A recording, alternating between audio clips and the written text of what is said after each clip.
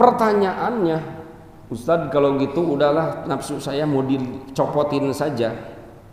Suatu ketika ada salah satu sahabat datang kepada baginda Rasulullah. Ya Rasulullah, aku pingin gampang melaksanakan ibadah kepada Allah supaya tidak terlalu banyak godaannya, supaya lebih gampang. Terus kamu pingin apa? Saya pingin minta dicopot nafsu saya ya Rasul. Kata Rasul, tidak boleh sahabat. Saya pingin ya Rasulullah supaya cepat dalam ibadah. Mengkau sahabat, akhirnya Rasulullah munajat kepada Allah, ambillah nafsunya seorang sahabat ini. Akhirnya tergeletak langsung berbaring, tidak bisa apa-apa. Oh, jadi jelas ternyata di dalam hal sesuatu pun juga tetap nafsu harus ada. Cuman yang kita alihkan itu adalah bagaimana cara mengendalikan dan harus bisa memerangi daripada, bukan dihilangkan tapi dididik, diarahkan atau ditempatkan di tempat yang pas untuk mengarahkan nafsu tersebut. Apa dididiknya? Dengan banyak baca Al-Quran terus menerungi daripada hati kita banyak dosa lain sebagainya. Allah Allah Allah Allah ma lana maulan siwa Allah. Assalamualaikum warahmatullahi wabarakatuh.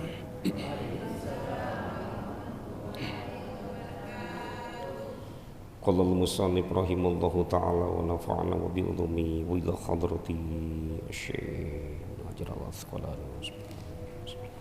Al-Fatihah. A'udzu billahi minasyaitonir rajim. Bismillahirrahmanirrahim. Alhamdulillahi rabbil alamin. Arrahmanir rahim. Maliki yaumiddin. Iyyaka na'budu wa iyyaka nasta'in. Ihdinas siratal mustaqim. Siratal ladzina an'amta 'alaihim ghairil maghdubi 'alaihim waladdallin. Amin.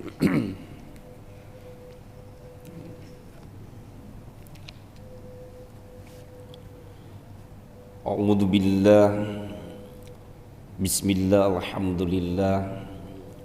Wassalatu wassalamu ala Rasulillah Sayyidina wa habibina wa maulana Muhammad ibn Abdillah wa ala alihi wa ashabihi wa man tabi'ahu li sunnati Rasulillah. Ashhadu an la ilaha illallah wahdahu la syarika lah wa ashhadu anna Muhammadan abduhu wa rasuluhu la nabiyya ba'dah. Rabbi shrah li sadri wa yassir li amri wahlul 'uqdatam min lisani yafqahu qawli. Subhanaka la ilma lana illa ma 'allamtana innaka antal alimul hakim. Qala Allah ta'ala fil Qur'anil Karim. Bismillahirrahmanirrahim. Wallahu akhrajakum min butuni ummahatikum la ta'lamuna syai'a. Al-ayah wallahu a'lam ay a'lamu bihaqiqatihil murad. Wa qala Rasulullah sallallahu alaihi wa alihi wasallam, man intaqala liyata'alama ilman ghufira lahu qabla ayyahtuwa. Al-hadits manani wallahu alam ay a'lamu bihaqiqatihil murad. Hadratul mukarramin wal mukhtaramin, para alim, para ulama wal ju'ama, para asatid wal asatidah, wabil khusus teristimewa Ketua DKM Masjid Al-Mutmainnah dan juga jajaran, dan tidak lupa juga ketua yayasan, seluruh jamaah Masjid Al-Mutmainnah salat subuh yang dirahmati Allah Subhanahu wa taala.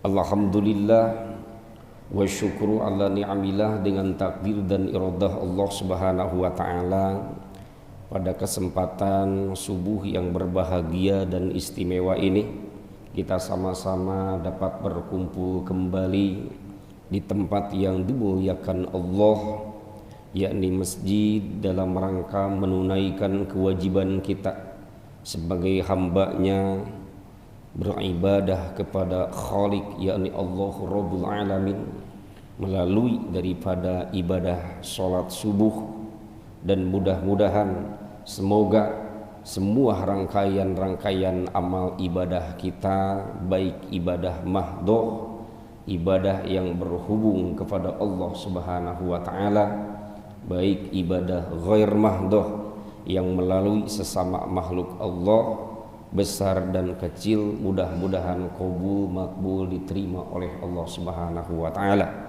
Amin Allahumma amin ya rabbal alamin.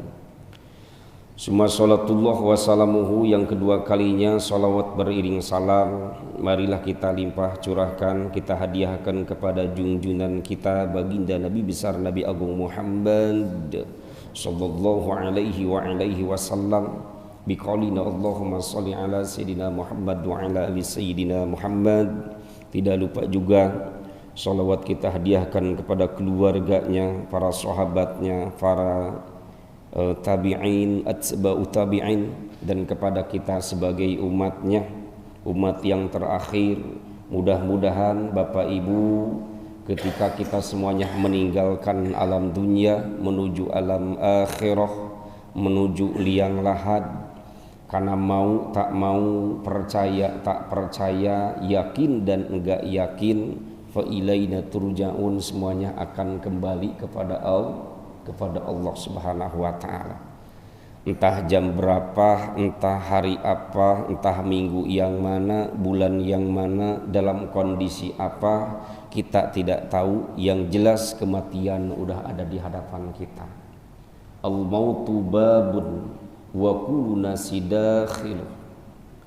Setiap kematian itu adalah sebuah pintu yang mana semua manusia itu akan melewati pintu tersebut yang dinamakan pintu kematian. Contoh, kita masuk ke dalam masjid, semuanya pasti melewati pintu. Tidak akan melewati jendela atau manjat atau loncat dan lain sebagainya. Pasti melewati pintu. Semuanya juga akan melewati pintu kematian. Wa kullu nasi dakhilu, semua al-istighraq jami'ul nas. Jadi semuanya tidak akan terlewatkan. Walaupun kita sembunyi di dalam salah satu peti, kemudian berlapis-lapis lagi petinya, kemudian pakai kunci gembok yang sangat kuat, tetap kematian akan datang. Fa ilaina turja'un. Kita tidak usah risau, pasrahkan kepada Allah, karena memang hak kematian akan datang kepada kita. Mudah-mudahan semoga dalam keadaan husnul khatimah dan membawa iman dan Islam. Berdoa kepada Allah pada subuh kali ini, semoga kita dikuatkan iman dan Islam, amin. Ditambah-tambah milik rezekinya, ditambah-tambah berkah usianya, berkah dalam rumah tangganya, berikan keturunan soleh dan soleha, dan ketika meninggalkan alam dunia dalam keadaan husnul khotimah dan mendapatkan daripada syafaat baginda Rasulullah sallallahu alaihi wasallam. Bapak Ibu hadirin jamaah salat subuh yang dirahmati Allah Subhanahu wa ta'ala, berbicara tentang dalam hal ibadah atau ketakwaan dalam versi bab tasawuf, gampang kita ucapkan tapi berat dan sulit kita kerjakan. Contoh, kita bilang setiap khatib Jumat kita bertakwa, atau salah satu wasiat daripada takwa. Gampang ngucapin takwa, tapi pada pelaksanaannya ketakwaan itu adalah berat, sulit yang kita jalankan. Apa yang jadi demikian sulit tersebut? Kenapa? Karena di dalam diri kita ini Bapak Ibu terdapat daripada dua sosok makhluk Allah, yang mana dua sosok makhluk Allah ini adalah didain, perlawanan. Kalau bahasa pondok pesantren santri itu didain, perlawanan. Jadi kemauan ini beda dengan kemauan yang B, kemauan B beda kemauan dengan yang A. Kata ini bagus, kata ini tidak boleh bagus. Kata ini kebaikan, kata ini gak usah. Apa di antara yang dua yang terus menghalangi itu? Satu adalah makhluk Allah adalah akal, yang kedua makhluk Allah adalah nafsu. Makanya di dalam kitab Nasihatul Ibad, dalam salah satu maqalah yang ke-9, yang mana yang diriwayatkan oleh Abdurrahman bin Sakhra, isim karimnya atau kunyahnya adalah Abu Hurairah radhiyallahu an. Kata Rasulullah sallallahu alaihi wasallam, "Thalathun munjiyatun, thalathun darajatun, thalathun kifaratun, thalathun darajatun." Ada 3 perkara yang meninggikan derajat hamba-hambanya. Ada 3 perkara yang menjadikan salah satu kifarat dosa hamba-hambanya. Dan kemudian ada 3 perkara juga yang akan menghancurkannya.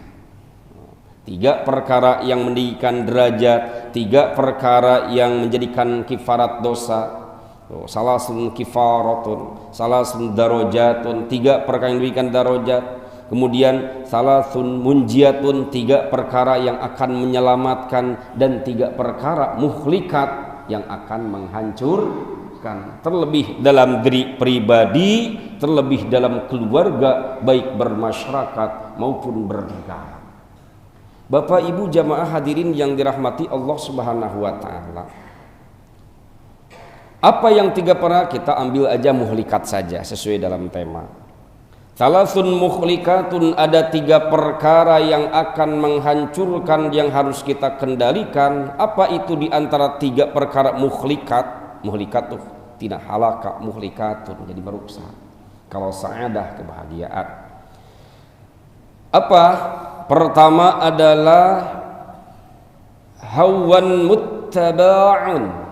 Nah, yang kedua adalah syukhun syadidun. Nanti tafsirannya ada muta'un ghairu muta' dalam tafsir kitab Syarah Nasihatul Ibad. Kemudian wa'ijabul mar'i bi nafsihi. Hawan muttaba'un. Apa itu? Orang yang selalu mengikuti adanya hawa nafsu. Di dalam diri kita ini ada 2 sosok makhluk Allah, akal dan nafsu. Dalam versi tasawuf. Kemudian ada rijal anggota atau raja anggota, mana? Hati. Nah, raja anggota kita tuh Bapak hati ya.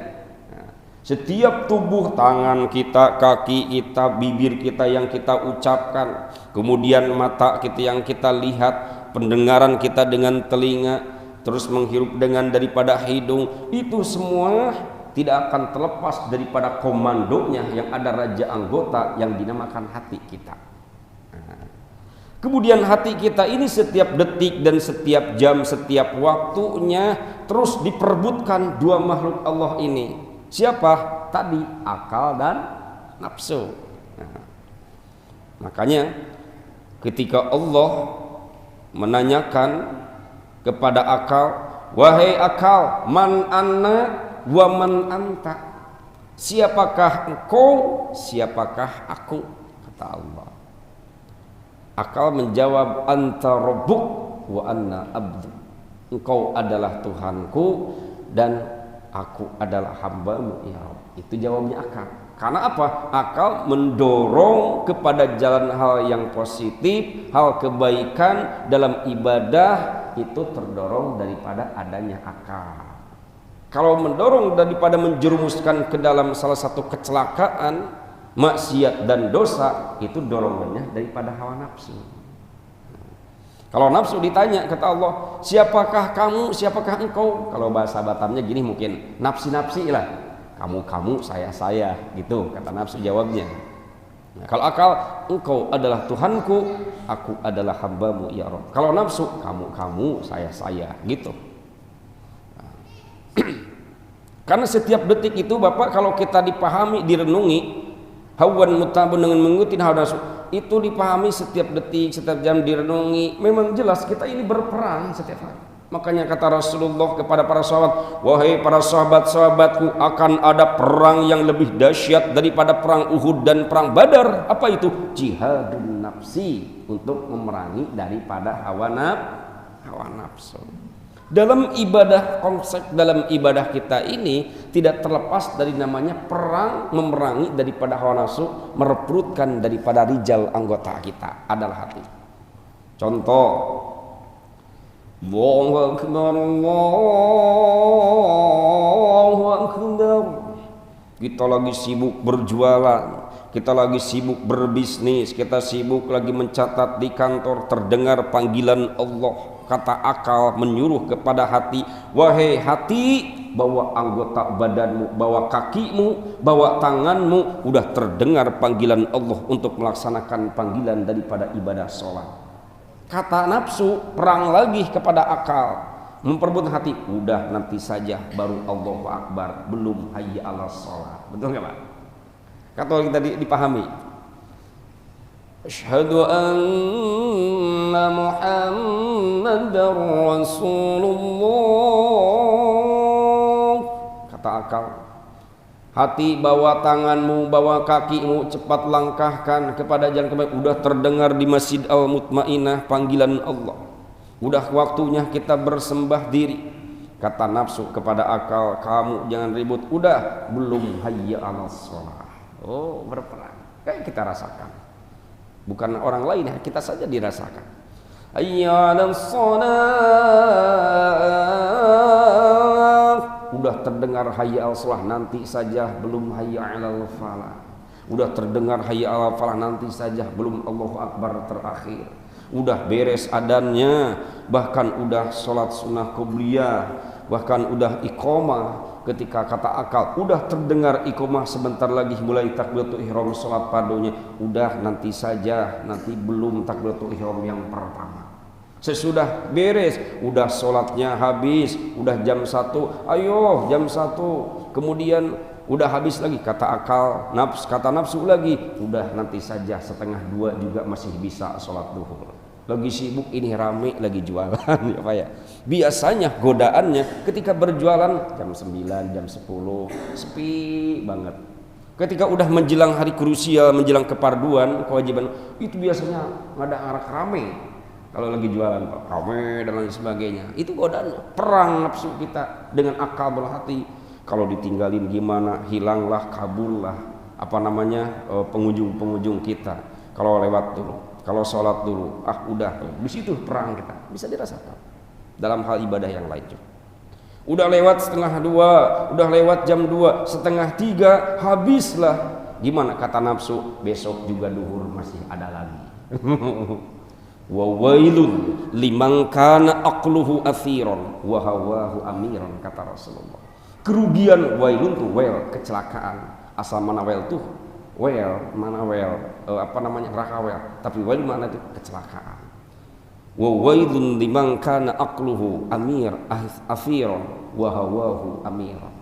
Suatu kecelakaan, dan kemudian kecelakaan yang paling besar, kerugian yang paling besar bagi hamba Allah yang telah akalnya didominasi daripada nafsunya, nafsu mendominasi daripada akalnya, kalah akalnya, hatinya didapatkan oleh nafsu, maka kerugianlah yang kita dapat. Berat untuk melaksanakan ibadah kepada Allah, baik ibadah mahdoh wa ima ibadah ghair mahdoh. Bangun tengah malam, siapa yang mau? Ya Pak. Ketika jam 2, jam 3, kemudian ambil air wudhu, kemudian datang ke masjid atau di rumah, Allahu Akbar, berat Pak. Siapa yang mau bangun?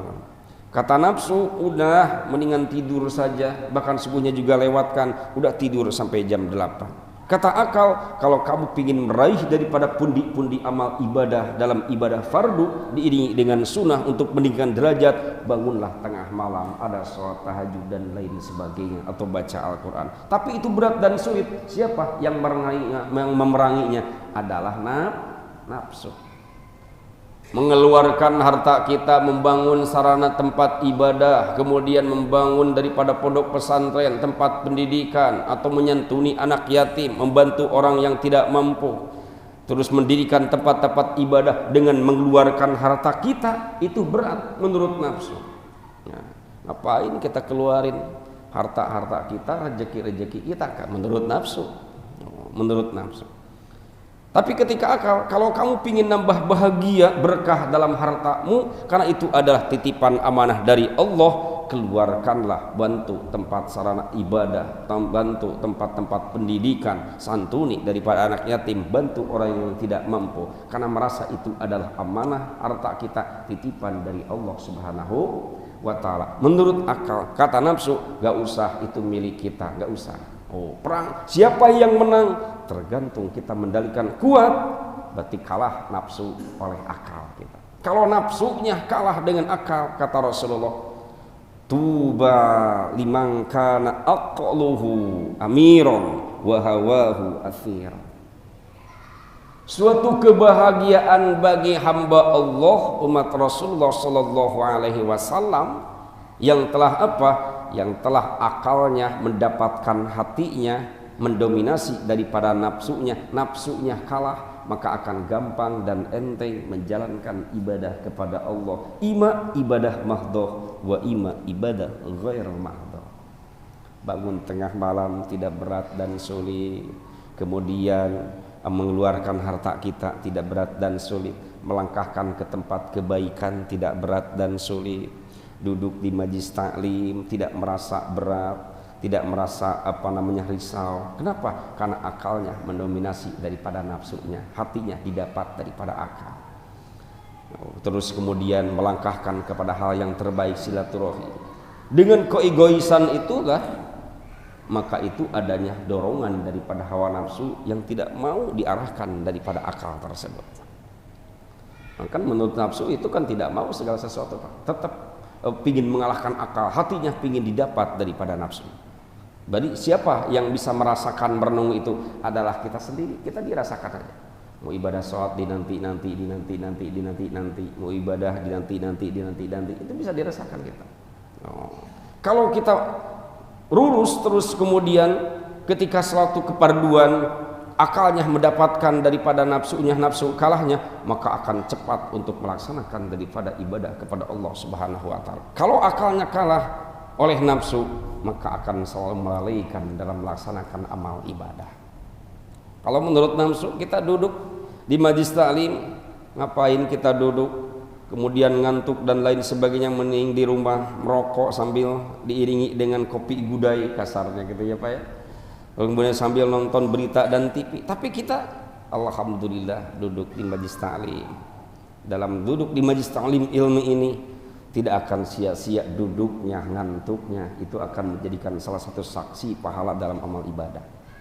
Makanya dalam kitab Tanqihul Qaul, man intaqala liyata'alama ilman gufira lahu qabla ayat tua.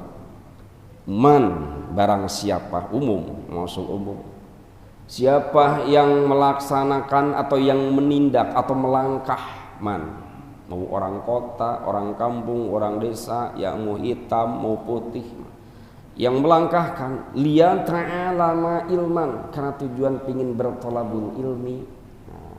Ke masjid kalau silaturahim, kemana-mana niat kita silaturahim, niat bertolabul ilmi ke tempat majlis taklim, diawali dengan sunnah membaca doa dari rumah. Kemudian kaki kanan dulu, bismillahi tawakkaltu 'alallahi la haula wala quwata illa billahil azim. Niat berangkat ke majlis taklim, melaksanakan perintah Allah, melaksanakan ibadah salat subuh, maka jawabnya tadi gufira lahu qabla ayah tua. Sebelum melangkahkannya, Allah sudah menyiapkan ampunan untuk dosa-dosa kecil kita. Subhanallah Ibu ya, di majlis taklim itu. Nah fungsinya niatkan, niat thalabul ilmi, niat melaksanakan perintah Allah. Padahal bisanya itu tidak diwajibkan oleh Allah. Diwajibkan enggak untuk bisa kita paham? Tidak diwajibkan Pak. Yang wajib itu mencarinya. Ketika udah mencari, insya Allah akan mendapatkan ilmu. Yang wajib itu mencarinya. Seperti halnya kita Bapak Ibu mempunyai anak, wajib soleh enggak kira-kira? Wajib soleh enggak Pak? Mempunyai anak. Wajib soleh atau enggak mempunyai anak? Enggak Bu. Loh, kenapa enggak? Karena kesolehan itu adalah milik Allah. Yang kedua, siapa yang bisa mensolehkan manusia kepada manusia? Jeruk makan jeruk, pisang makan pisang. Siapa yang bisa mensolehkan manusia kepada manusia? Enggak. Terus apa yang diwajibkan oleh Allah kepada kedua orang tuanya? Yang diwajibkan oleh Allah kepada kedua orang tuanya itu adalah tarbiyah, mendidik, mengajarkan, diajak supaya anak kita baik, menjadi akhlaknya soleh dan solihah. Kalau kita diwajibkan untuk mempunyai anak soleh berat, gak bakal bisa. Jangankan putra kita, anak kita, bapak ibu ya, yang kita sering daripada melakukan dosa dari pagi sampai duhur, dari duhur sampai asar, dari asar sampai maghrib, dari maghrib sampai pagi kembali, kita bahkan bukan banyak taatnya malah banyak maksiatnya, bukan malah banyak ibadahnya malah banyak haram jadahnya, banyak dosanya. Kita ini putra Nabi saja yang gelarnya Rasul ulul azmi di antara 5 besar, Nabiullah Nuh alaihissalam. Siapa punya anaknya? Kan'an di dalam Al-Quran. Ya bunayya rakam ma'ana, wahai anakku tercinta, ayo ikut sama bapak naik perahu. Oh, ketika sejarah Nabi Nuh alaihissalam. Artinya apa? Ayo cepat ikut bersama bapak nih, bahwa bapak ini adalah utusan Allah, Rasul Allah. Kalau kamu ingin selamat dunia dan akhirat, ikut sama bapak naik perahu. Allah akan menurunkan daripada adab banjir bandang. Gimana anaknya menjawab dalam Al-Quran? Sa'awi ila jabalin ya'simuni minal ma, di dalam Al-Quran. Enggak pak, no way. Kalau bahasa sekarang mungkin gitu ya pak ya. Enggak mau ikut. Saya mau naik kepada gunung yang tinggi, kumpul dengan orang-orang kafir. Tapi namanya adab Allah, kemudian banjir bandang dan lain sebagainya sampai melebihi daripada atap, melebihi daripada gunung, akhirnya hancur semuanya, tenggelam, meninggal, mati. Siapa? Kan'an. Itu putra gelar Nabi dan Rasul, gelar ulul azmi lagi, Nabiullah Nuh alaihissalam. Jadi bukan titip warisan daripada kesolehan keimanan itu. Jangan saya kan mentang-mentang nih anak kiai, anak pondok pesantren besar. Kalau kita tidak belajar ngaji, tetap saja kan bisa.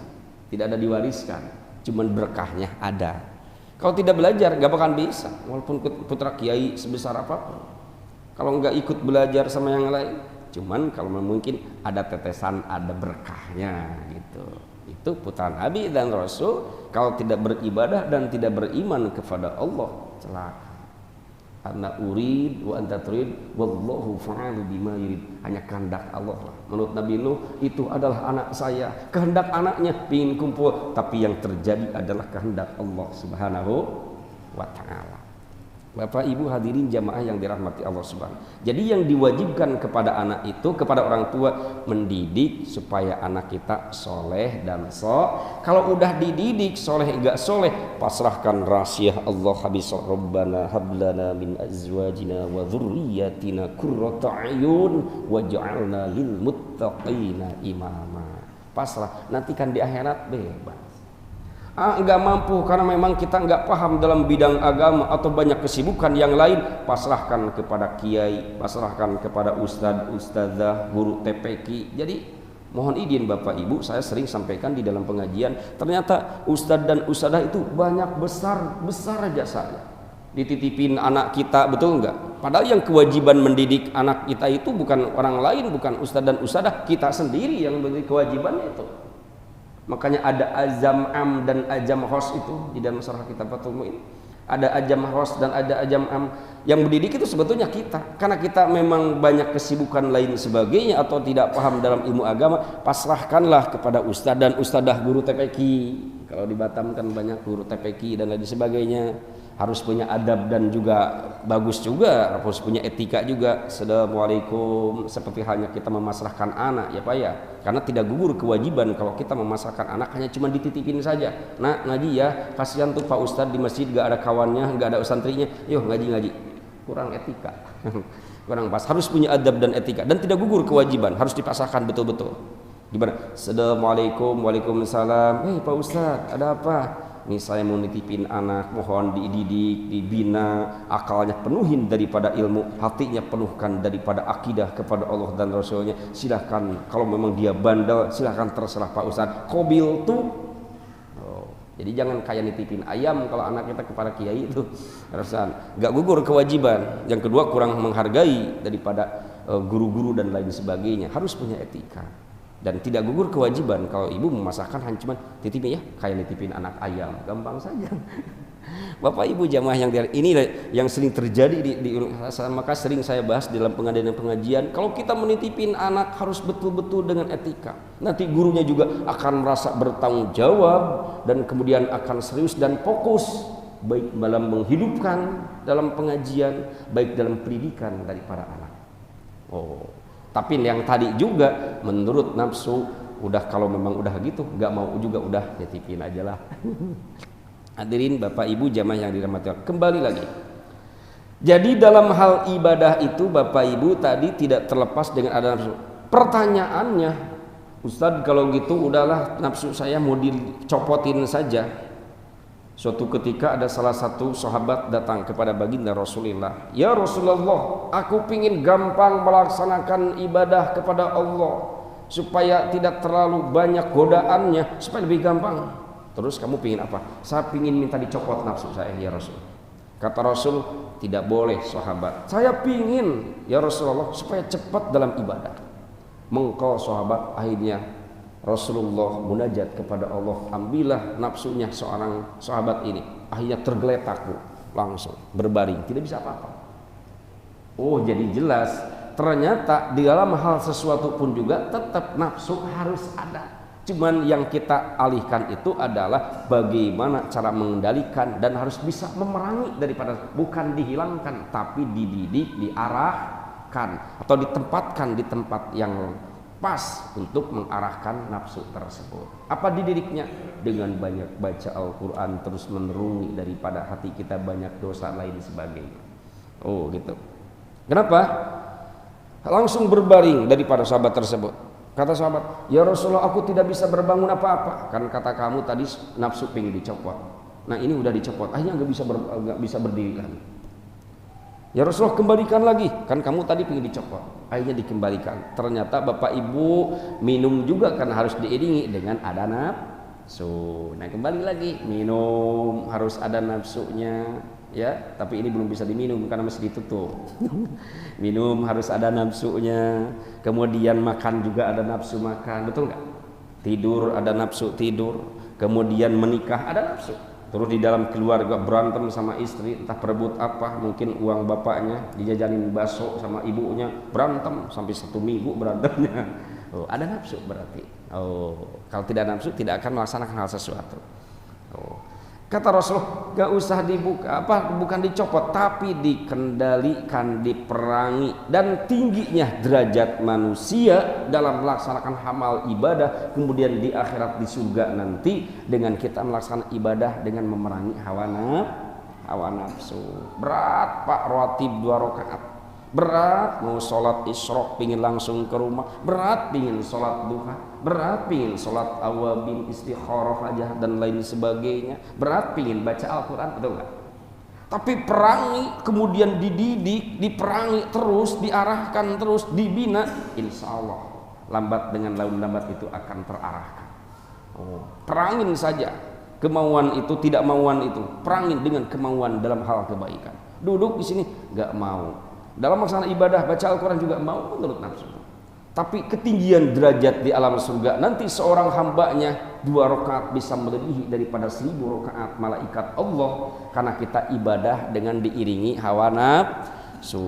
2 rakaat itu berat Pak. Ladang sisa capek, sisa bisnis, sisa jualan, sisa daripada anu dan lain sebagainya. Kalau malaikat tidak ada nafsunya. Malaikat itu tidak ada nafsunya Pak, hanya akal saja. Maka di dalam Al-Quran, la ya'sudallaha ma amaruhum wa yaf'aluna ma yu'marun. Di dalam Al-Quran itu tarik malaikat, tidak pernah maksiat sedikit pun, dan kemudian ketika ada perintah Allah tidak akan dinantikan, itu malaikat. Kalau kita nanti mana ada nafsunya. Kalau malaikat beda, karena tidak ada nafsu, hanya akal saja. Ketika diperintah Allah kepada malaikat tidak akan dinantikan, dan la ya'sunallah, tidak bermaksiat dan dosa sedikit pun. Kata Allah, malaikat sujud sampai yaumul qiyamah. Baca tasbih yaumul qiyamah. Bahkan sekarang juga ada malaikat yang ikut ngaji, cuman gak kelihatan, banyak malaikat Allah. Siapa yang tahu banyaknya malaikat Allah? Illallah, hanya Allah Subhanahu wa ta'ala. Laka tarsatuhum illallah, tidak tahu dengan banyaknya malaikat Allah terkecuali illallah, hanya Allah lah yang tahu. Ada di sini jin yang ikut ngaji, malaikat yang ikut ngaji, cuman gak kelihatan. Makanya salah satu daripada keimanan mugoyabat di antara yang 17 dan juga iman kepada hal yang gaib, salah satu malaikat Allah tuh ya, itu karena menekankan malaikat juga ada malaikat Allah dan juga nggak kelihatan. Kan Bapak Ibu, kalau saya sampaikan Allah menciptakan manusia itu adalah 1000, kemudian 600 yang ada di lautan, 400 yang ada di daratan. Jadi masih banyak makhluk Allah yang ada di dalam lautan. Makanya kalau kita lihat dalam peta dunia itu masih luas lautan daripada daratan. Coba waktu kita sekolah SMP dulu, masih luas daripada lautan. Lihat di peta tuh, paling daratan segini, ini lautan. Karena memang makhluk Allah yang diciptakan 600 di lautan, 400 daripada darat. Di daratan 400 juga kita nggak kenal semuanya ya Pak ya. Ada kepompong, ada ulat dan lain sebagainya. Nggak kenal juga makhluk selain daripada itu. Apalagi yang di lautan, ada ikan teri, ikan bengo, yang jelas yang sering makan kita ikan teri saja di pasar. Oh, banyak makhluk Allah.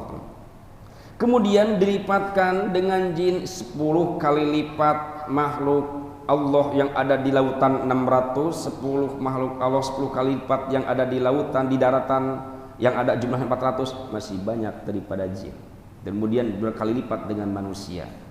Terus dibandingkan dengan malaikat Allah yang ada di muka bumi nih, maka 10 kali lipat manusia, 10 kali lipat jin, 10 kali lipat makhluk Allah yang di lautan 600, yang di daratan 400, berarti masih banyak malaikat Allah yang ada di bumi.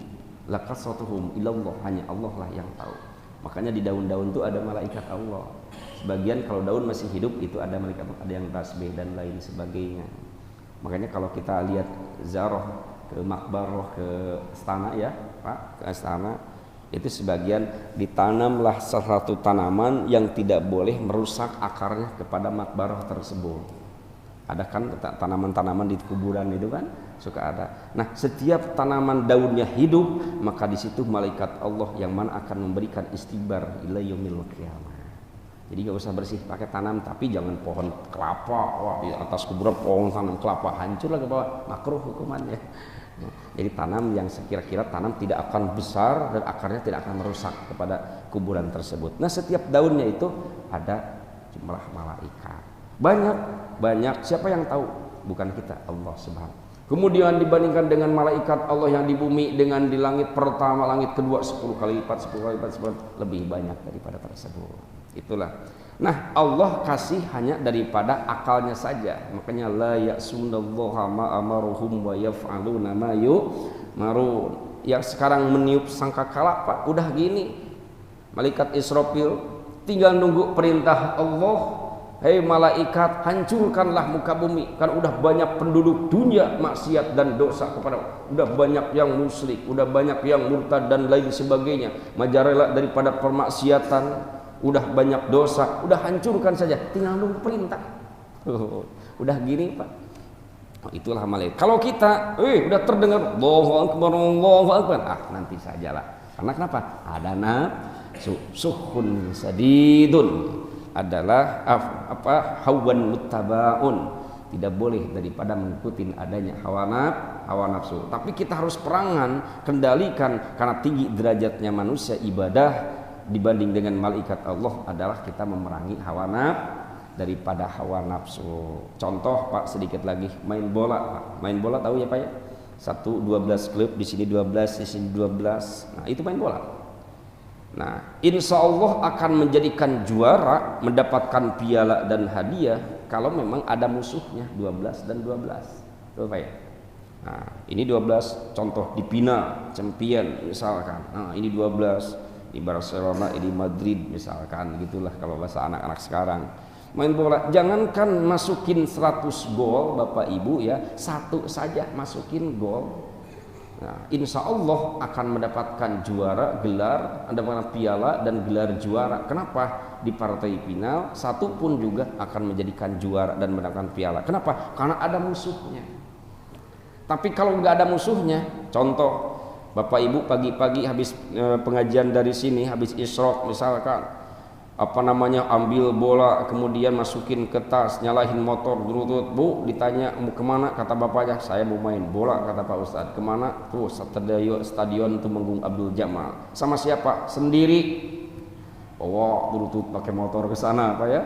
Kemudian datang ke situ jam 7, memang enggak ada orang Pak, terus bolanya disimpan, ditendang oleh ibu dari pagi sampai jam 6 sore, masukin gol, ambil lagi, ditendang, masukin, ambil lagi, tendang lagi, sampai sore jam 6 dihitung-hitung mendapat 2000 gol. Kira jadi ibadah gak? Jadi jadi juara gak? Enggak. Kenapa? Enggak ada musuhnya. Paling kalau ada yang melihat itu ibu kapan gilanya harus dibawa ke Wabros gitu ya, paham ya Pak ya? Ya kalau sendiri nggak akan ada juara, tapi kalau ada musuhnya, ya jangankan 1000, satu saja mendapatkan piala, mendapatkan daripada gelar juara karena ada musuhnya. Begitu juga dalam hal ibadah, ketika kita meninggikan daripada derajat manusia dalam segi apapun, ketika dalam sungkan hal ibadah, maka diarahkan dan dididik dilawan daripada nafsu kita. Sesuai kata Rasulullah, yang paling berat adalah jihadun nafsi, memerangi hawa nafsu. Bapak Ibu jamaah yang dirahmati Allah, sampai jam berapa Pak biasanya? Sampai suruh. Kelamaan enggak Bapak Ibu? Ya? Berarti kelamaan ya Pak ya? Sampai suruk. Berarti suruk sebentar lagi lah ya. Yang kedua, baru satu Ibu ya. Yang kedua tadi hawan muttaba'un, kata Rasulullah. Selalu mengikuti adanya hawa nafsu itu salah satu adalah alamat muhlikat, kehancuran. Di dalam rumah tangga kalau kita mengikuti daripada hawa nafsu, ketika hal sedikit menjadi marah, kemudian berantem, maka akan berantakan dalam rumah tangga. Gimana? Rendam, kemudian diam. Makanya ibu kalau kita lagi marah sama suami, senjata yang paling ampuh nih buat ibu untuk mengalahkan suami ketika lagi marah ada hal sesuatu, udah ketika suami lagi membara panas Bapak Ibu ya, lagi membara ibu, suami lagi berdiri, kita jangan ikut berdiri, karena kalau api dibalas dengan api akan lebih berantakan. Nah, ibu senjatanya duduk, suaminya insya Allah lama-kelamaan dengan baca terus akan ikut duduk. Masih marah saja duduk, udah ibu berbaring saja, insya Allah tidak akan marah lagi. Masih saja marah bapaknya karena nafsunya membara, udah senjata terakhir, terserah ibu apa yang ibu laksanakan, insya Allah tidak akan marah. Kasarnya untuk menekan hawa nafsu. Satu. Yang kedua kata Rasulullah adalah syuhun syadidun. Apa itu adalah syuhun? Mana syuhun adalah kikir. Nah di sini ada yang diikutin dengan nafsu, ada juga yang enggak diikutin dengan hawa nafsu. Di sini yang diikutin dengan nafsu, muta'un au ghairu muta' tafsirannya. Nafsu, kikir, sifat pelit yang memang diikutin dengan dorongannya nafsu kita, itu akan berbahaya juga, akan melekat. Kikir itu akan lebih bahaya, melekat juga. Kikir dalam apa? Salah satu paling pokok adalah kewajiban dari Allah ketika Allah menitipkan salah satu rezeki amanah, udah nisab zakat tapi tidak mengeluarkan zakat. Coba rezeki kita yang berlimpah itu kalau menurut dalam nafsu itu hasil kita kinerja sendiri, padahal Allah yang menghendaki. Jabatan titipan dari Allah, ilmu titipan dari Allah, harta berlimpah titipan dari Allah, keluarga titipan dari Allah. Tsumma latus'aluna yauma idzin anin naim. Semuanya akan dimintakan pertanggungjawaban di hadapan Allah Subhanahu wa taala. Ada pertanggungjawabannya, ada catatannya, ada tulisannya. Baik kebaikan, baik buruk pun juga itu ada catatannya, Ibu. Duduk kita di masjid sambil nunggu syuruk, ada catatannya, ngantuknya ada, bersandarnya enak kan ibu bersandar ya? Nah, enak, itu ada catatannya. Apalagi bersandar kepada Allah itu akan lebih nikmat. Nah, enak Pak ya, ada catatannya, duduknya, jalan kakinya ada catatan Allah, baik kecil maupun besar. وَمَن يَعْمَلْ مِثْقَالَ ذَرَّةٍ خَيْرًا يَرَهُ وَمَن يَعْمَلْ مِثْقَالَ ذَرَّةٍ شَرًّا يَرَهُ. Sekecil apapun dalam melaksanakan amal ibadah ya, misqal, biji sawi gitu mana, itu ada catatannya. Kejelekan pun juga. Cuman sebagian ulama kalau melaksanakan daripada maksiat kecil ditunggu sebagian tuh dari beberapa jam. Kalau misalkan enggak tobat dan enggak kembali lagi baru Allah catat. Tuh, kalau dalam kebaikan, dalam keburukan, tapi keburukan yang dosa kecil ditunggu dulu beberapa jam. Kalau misalkan enggak kembali kepada Allah, enggak bertobat, maka dicatat. Kalau kebaikan itu dicatat langsung. Makanya ibu ketika masuk ke alam kubur di dalam kitab Daqaiqul Ahbar, masuk ke dalam kubur itu, kemudian sebelum daripada mungkar wa nakir ada malaikat ruman sebagian orang. Ada malaikat ruman itu adalah menyuruh kepada jenazah, wahai jenazah, tulis, catat kebaikanmu, keburukanmu dari mulai balik sampai kamu meninggalkan hari ini alam dunia. Dengan apa? Kamu punya telunjuk penanya. Dengan apa bukunya? Kamu bawa kain kapan. Dengan apa? Dengan darahmu. Dicatat bu, cerdas bapak ibu. Oh ini hari subuh tanggal 24 nih lagi duduk bersandar, ada catatannya. Alhamdulillah. Lagi baca Al-Quran, ada catatan. Wah pas ini jam sekian nih lagi ngomongin tetangga. Na'udzubillah, astagfirullah. Ada catatannya pak. Oh catatan.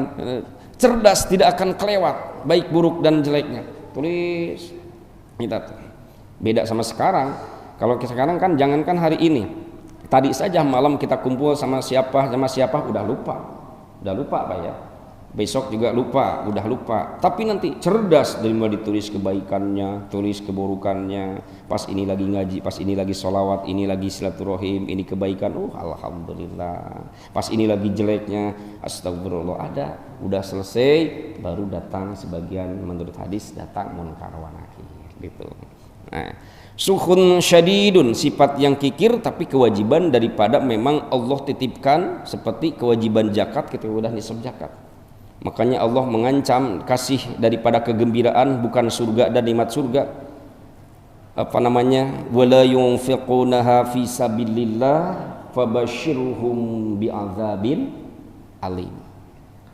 Allah akan kasih kegembiraan tapi bukan surga dan nikmat surga, tapi bi'adzabin alim, adalah siksa yang amat pedih yang mana hambanya menahan menyangkar daripada kewajiban zakat ketika udah nisab zakat. Nah, adakan ibadah tuh, ibadah zakat itu adalah mahdoh kepada Allah, sholat ibadah mahdoh kepada Allah, puasa ibadah mahdoh kepada Allah.